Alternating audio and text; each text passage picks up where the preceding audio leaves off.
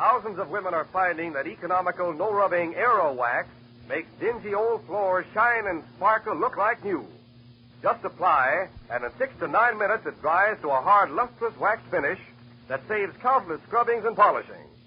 Yet, Aero Wax costs only 25 cents a pint at grocery, hardware, drug, and chain stores. Get Aero Wax, AEROWAX, tomorrow.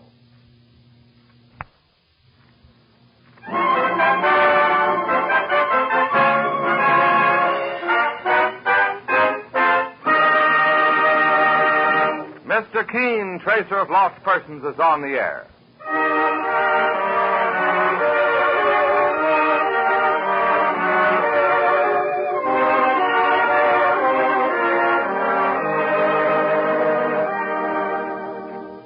Ladies and gentlemen, the makers of Colonos toothpaste present Mr. Keene, Tracer of Lost Persons, one of the most famous characters of American fiction in one of radio's most thrilling dramas.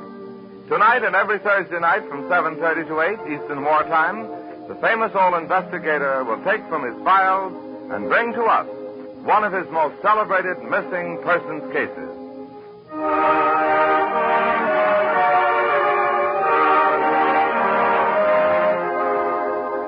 But first, if your teeth are not every bit as bright and lustrous as they should be, resolve right now to bring out the natural sparkle of your smile with Colonos, a high-polishing toothpaste.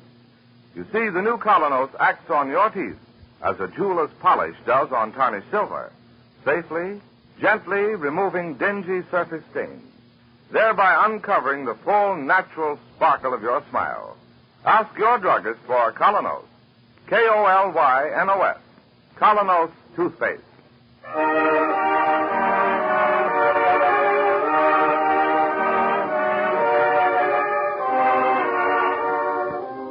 Now, Mr. Keene, Tracer of Lost Persons. Tonight he brings us the case of the missing witness, one of the strangest of his career.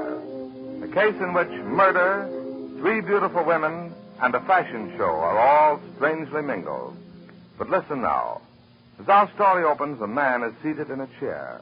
Across his head slants a bar of sunlight, and on his face is a completely incredulous smile. He rises slowly to say, "Don't be a fool, my dear. Put it down before you hurt yourself. Can't you hear me? Stop this ridiculous play acting. Put it down, I say." You really did it. I didn't think you had it in you. Does you?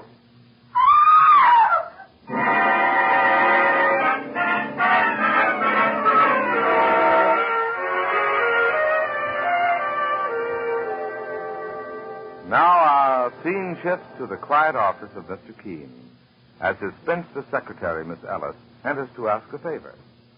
Mr. Keene, I wonder if I might get off early this afternoon. You want to do some shopping, Miss Ellis? Oh, no. I'm going to a fashion show. Why, Miss Ellis, I didn't know you were interested in fashion shows. But are you insinuating that I dress like a bag of potatoes? No.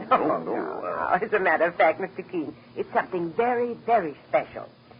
You see, when I was living in Queens about 15 years ago, there used to be a little widow next door. Pretty little creature. Oh, such a struggle to make a living for herself and her daughter. I'd give her a bit of sewing every now and then to help, and... well, you won't believe me when I tell you her name. Try me. Mary Blaine.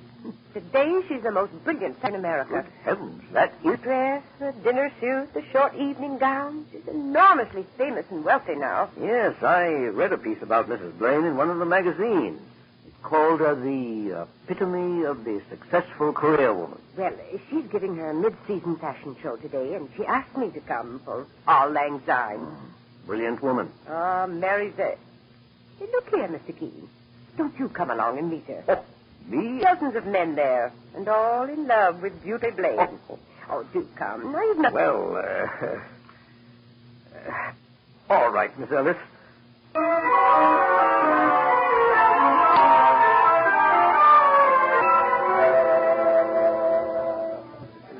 see, Mr. Keene, I told you that... Oh, that's the general talking to her, right? She is beautiful, all right.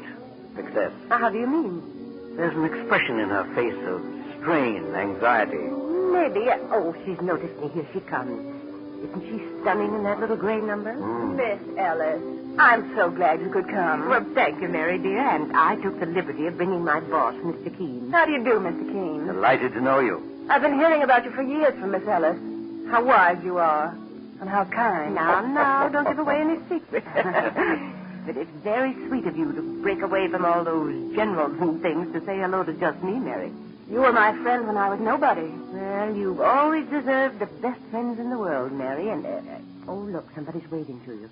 Oh, my manager. It's time for the show to begin. I'll have to get up to the microphone there to announce the new models as they come by. I'm so glad to have met you, Mr. Keene. The pleasure was mine. Yes, she's lovely and famous, but not quite happy. Oh, you with your X-ray eyes.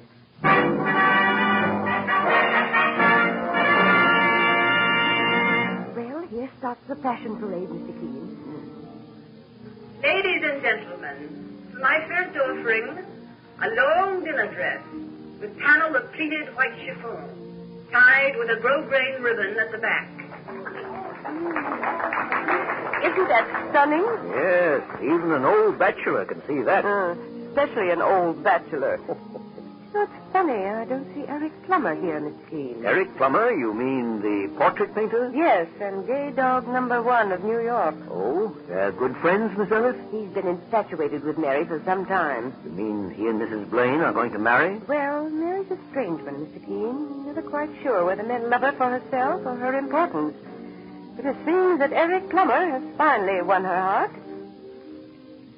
And now a black velour suit with lean plum-lined skirt, a double-breasted jacket with high scrolled lapels and a scrolled hip pocket. Oh, look, Mr. Keene, over there by the door. Yes, Miss Ellis? That charming little blonde, that's Mary's daughter, Bunny. Quite a young lady. It's hard to believe that Mary would have a daughter 18 years old. Yes, she's still so young herself. Mary won't be too pleased about her coming here. Why? Well, Mary just likes to keep Bunny away from business and career and men of the world. Oh. Mary's learned to value everything old-fashioned. A little white house with gilt curtains. In other words, one of America's greatest career women thinks that a woman's place is really in the home. And a simple home. Miss Ellis. Miss Ellis. Hello, Bunny, dear. Miss Ellis, how long has the show been going on? About 15 minutes. I must talk to Mother. I must. But, dear, she's up there at the microphone. You can see. Something horrible has happened. I must talk to her. But, Bunny, what do you mean? And now is my last offering before the intermission. Another short dinner dress.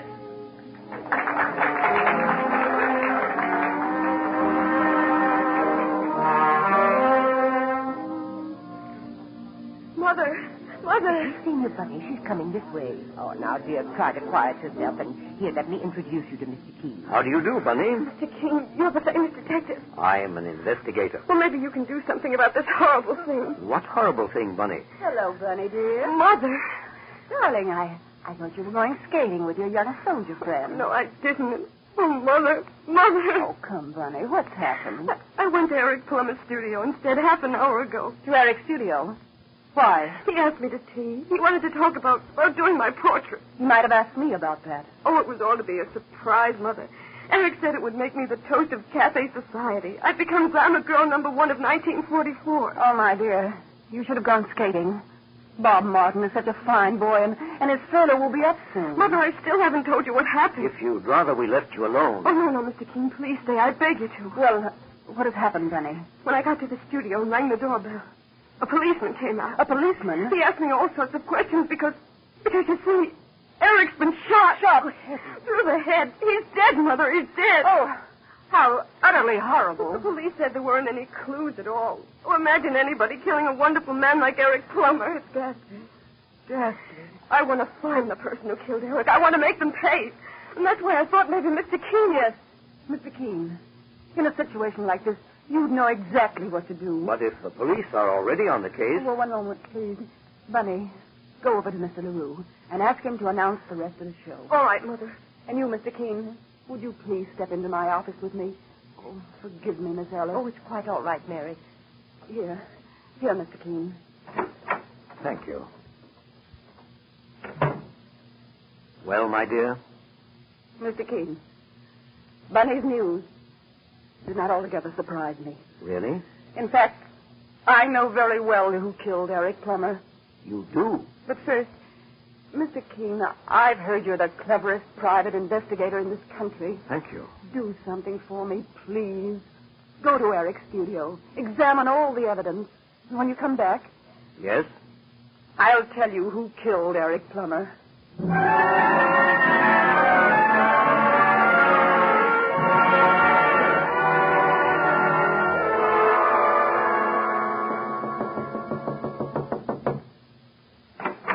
Good afternoon, Captain Thomas.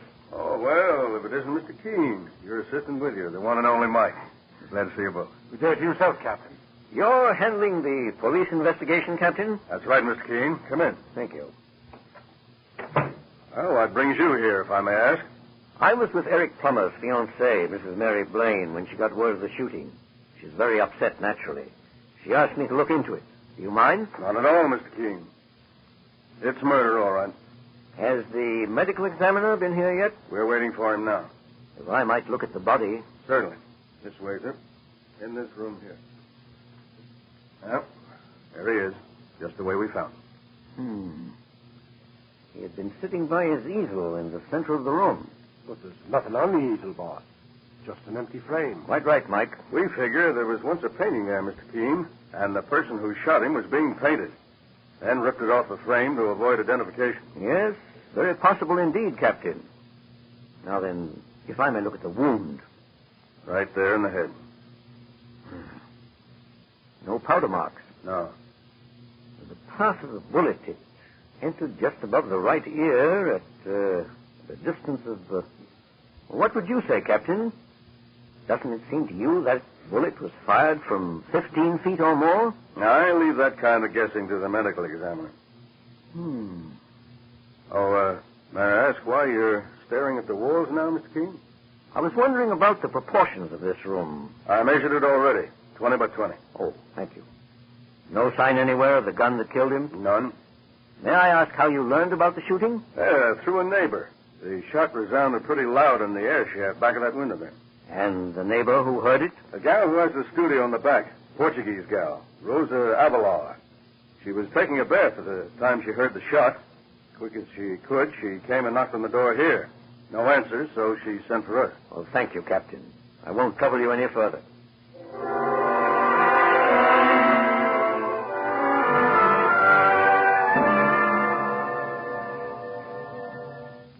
Rosa Avila. This is her daughter. All right, Mike. Wait for me on the landing below. I'd rather go in alone. Okay, Mr. Keene.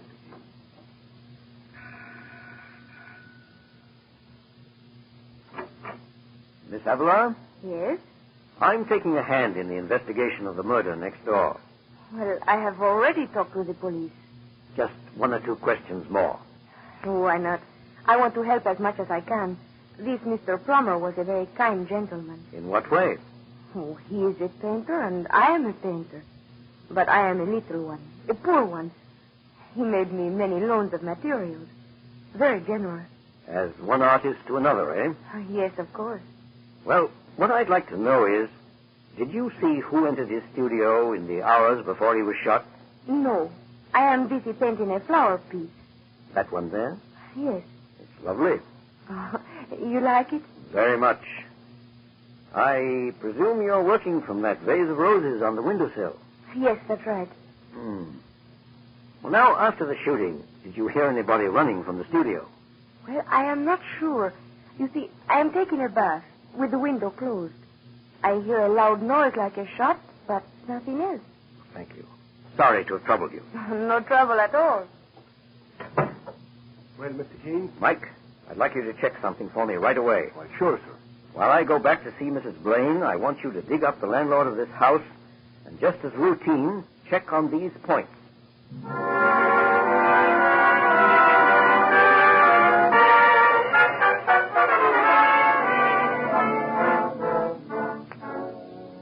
In just a few moments, the scene follows between Mr. Keene and Mary Blaine. Meanwhile, remember, first impressions are usually lasting impressions. People judge you by the way they see you. They decide almost at once whether they want to know you better or not. And one of the greatest factors that influence everyone you meet is your teeth. If your teeth are dull and discolored by surface stains, chances are 9 times out of 10 that others find you unattractive. That's why I want to tell you about the new Colonos toothpaste. It's a high-polishing toothpaste. Thousands more people every day are discovering it does wonders in helping to remove from the teeth those dingy-looking surface stains, so that the natural sparkle and brilliance is revealed. What's more, Colonos is delightfully pleasant to use because it leaves your mouth feeling tingling clean and refreshed. For its action is like a jeweler's polish removing tarnish from a piece of silver. So if you want a smile that makes a good impression, that adds to your charm and personality, try the new Colonos toothpaste, a high-polishing toothpaste. Get Colonos, K-O-L-Y-N-O-S, Colonos toothpaste at any drugstore tonight. And now Mr. Keene faces Mary Blaine, Eric Plummer's beautiful and famous fiancée. Here, Mr. Keene, sit down. Thank you, Mrs. Blaine. You went there. You examined the evidence. Yes. I fulfilled my part of the bargain. And now I'll have to fulfill mine. Well, my dear, you said you knew who killed Eric Plummer. I did, Mr. Keene. I killed him. You? I fancied you'd say that. Oh, not because I'm shielding anybody else. Please don't get the conventional idea that my daughter, that Bunny, perhaps... No. But if you did it, why did you send me back to look at the evidence? Because I hoped and prayed that perhaps I didn't do it. Oh, I know all this sounds mad. Tell me the whole story. The whole story, Mr. Keene? I've given my best years to fight my way to the top. Now it's just one long nightmare of anxiety to stay there. Men flock around me. Why? For my money, my fame, or for myself? I can never be sure.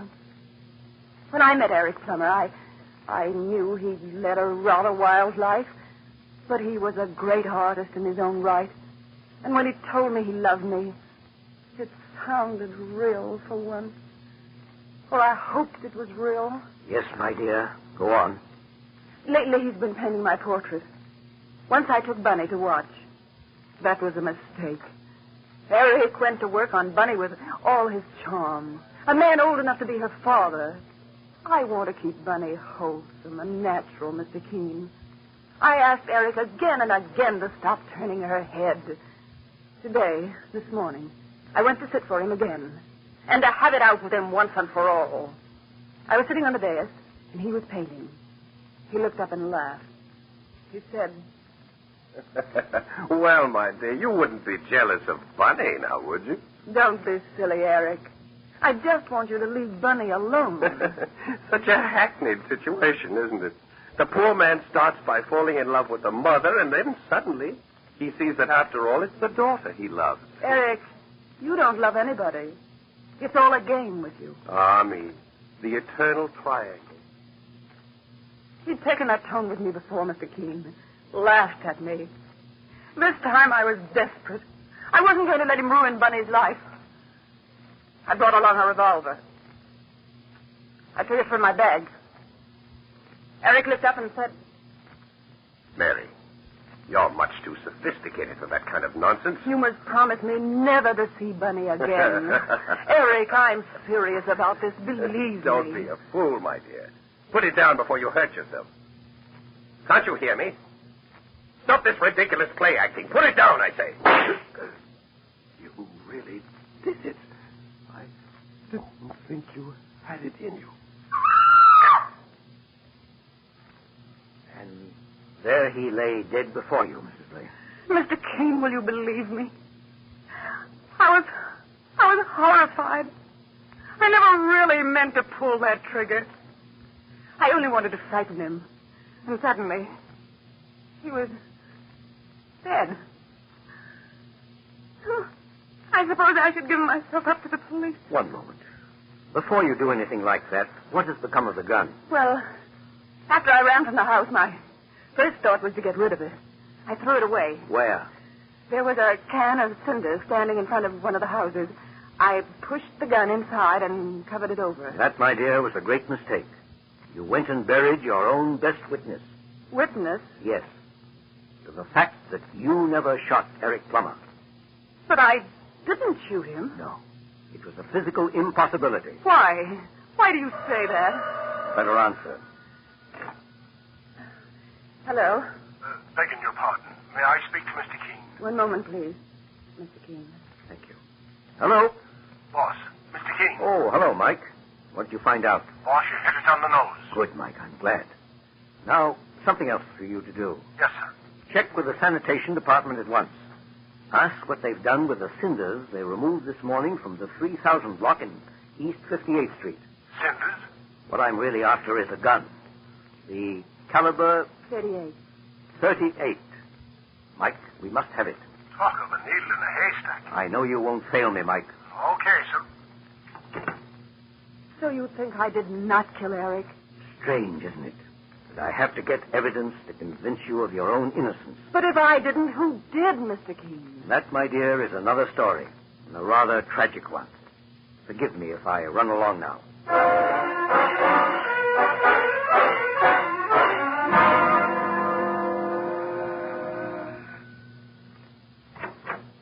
Oh, so you are here again. The old gentleman. Yes, I'm afraid I must trouble you again. With more questions? This is a matter of life or death. For whom? A woman, her daughter, other persons. Well, what do you want now? Permission to inspect your studio. I want to study the layout. Sorry, I cannot talk to anyone. Listen, Havelock. She slammed the door in my face.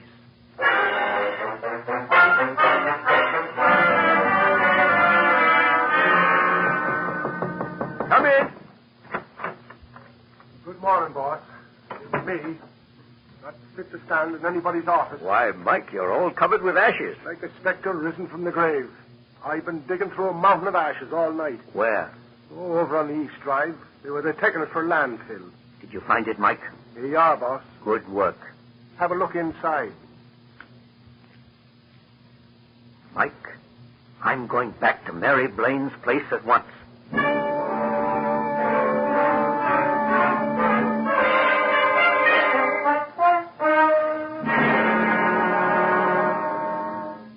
I beg your pardon, sir. Are you going in there by any chance to see Mrs. Blaine? Yes, Corporal. You are a corporal, aren't you? Yes, sir. Bob Martin's my name. My name is Keene. I believe you're a friend of Bunny's. Oh, I'm crazy about her. I came up on this furlough just to see Bunny. She locks herself away from me. Won't come to the phone. I'm not sophisticated enough for her, I guess. I rather fancy she may soon have her fill of sophistication. Well, I just thought if you saw Bunny around inside I'll be there... glad to tell her you're here. Oh, And too bashful to break in. Thank you. Oh, Mr. Keene. Oh, I've been waiting so anxiously ever since you phoned that you were coming. Can we speak somewhere privately? Of course. This door. Mr. Keene. Hello, Bunny. You have good news for us. Bunny knows everything. I told her. I don't see how I ever could have thought Eric was glamorous. Well, we found a gun, Mrs. Blaine. Look at it. It's mine.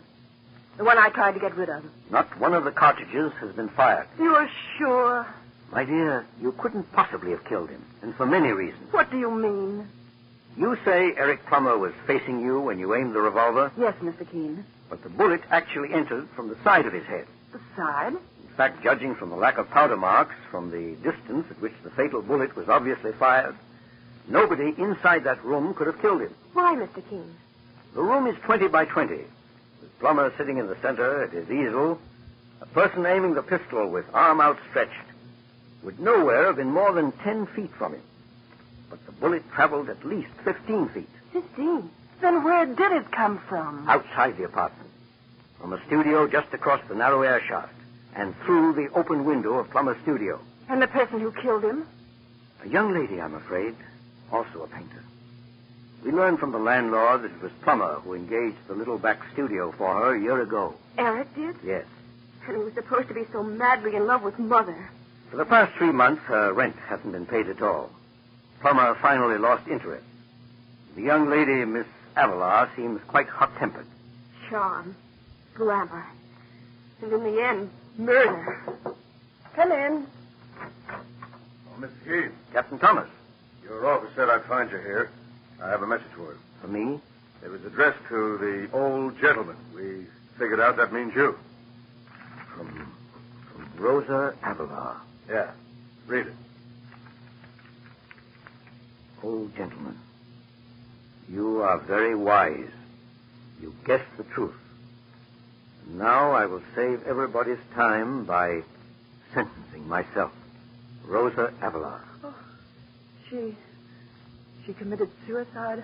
Half hour ago, ma'am. I'm sorry about this. Truly sorry. Well, that closes the case. I'll have to get along now and write the police report. Goodbye, Captain Thomas. Mr. Keene, how can I ever thank you? You were innocent, Mrs. Blaine. I was happy to be able to help you. Eric, everything about him was so mean, so heartless. That reminds me, Bunny, I believe there's a boy, a very bashful one, who's hanging around outside. Oh, not poor Bob. Yes, poor Bob. A boy your own age, with 10 times the real glamour of a man like Eric Plummer. Poor dear, he must be furious with me. No, just dying to see you. And my dear, whenever you're tempted to see glamour in a man like Eric Plummer, remember that all that glisters is not gold. Often you have heard that told. Gilded tombs do worms enfold. How terribly true. I've realized it for a long time, and now so do I. All right, Bunny. Run along with you and make that poor, bashful soldier happy.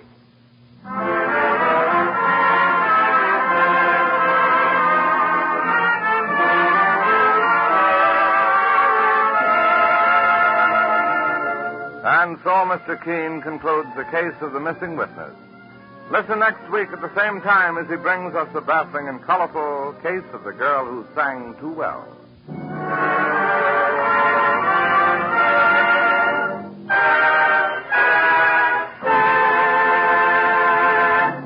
Every girl and woman knows that in order to be popular today, one of the most important things she needs is an attractive smile.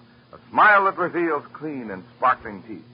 And to the man in business, teeth that make a good impression are just as important, too. If you're not certain that your own teeth are as attractive as they should be, here's something you will want to know. The new Colonos High Polishing Toothpaste does wonders in helping to remove those dingy surface stains. Helps reveal the natural brilliance of your teeth that adds so much to the charm and personality of your smile. I'll tell you why it does this. Its action on teeth is like that of a jeweler's polish on tarnished silver. So start using Colonos, a high polishing toothpaste, yourself, right away. You can get Colonos, K-O-L-Y-N-O-S, Colonos at any drugstore tonight.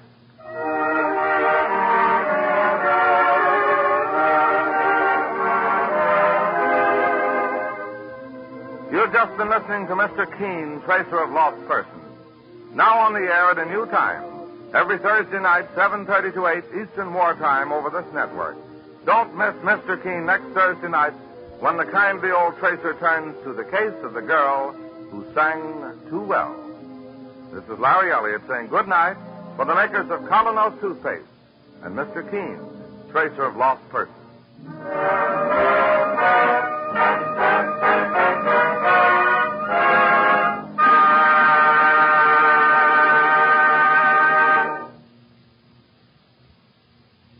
Ladies, there's a wonderful new way to make floors sparkle like new in 6 to 9 minutes flat.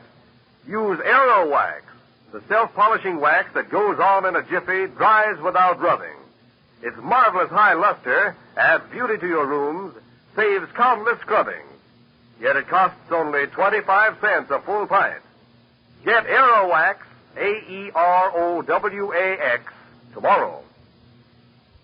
This is the Columbia Broadcasting System.